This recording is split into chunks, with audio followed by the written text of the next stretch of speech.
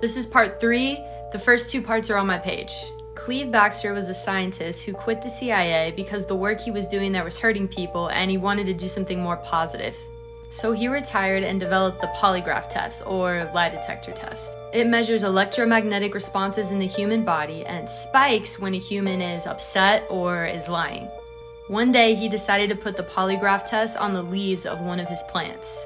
Trying to get a rise out of the plant, he tapped it with a pencil, but nothing happened. Then he got an idea to get his matches and burn the plant, and the second he got that idea, the polygraph went off because the plant sensed his malicious thoughts towards it, and the plant did not calm down again until he put the matches outside of the room.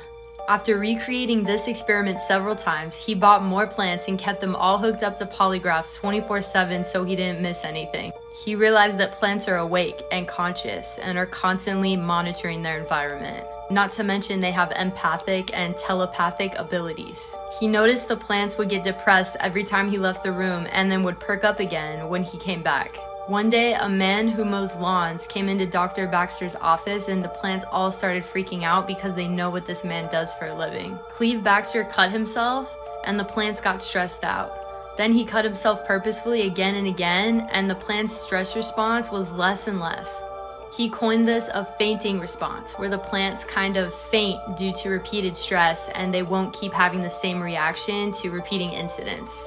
So he brought in his secretary and cut her hand, and the plants freaked out again. The Backster effect was demonstrated at Yale and MIT. One of the students brought a spider in the room cupped in his hand to see how the plant would react. When he opened his hand, the spider, terrified, ran for its life, and the plant started freaking out, scared for this little spider. Cleve Backster then monitored plant foods like potatoes and apples and discovered they had a stress response to being eaten and watching each other being eaten. He also found that plant foods are calm when you show them gratitude, love, and thank them for their nourishment.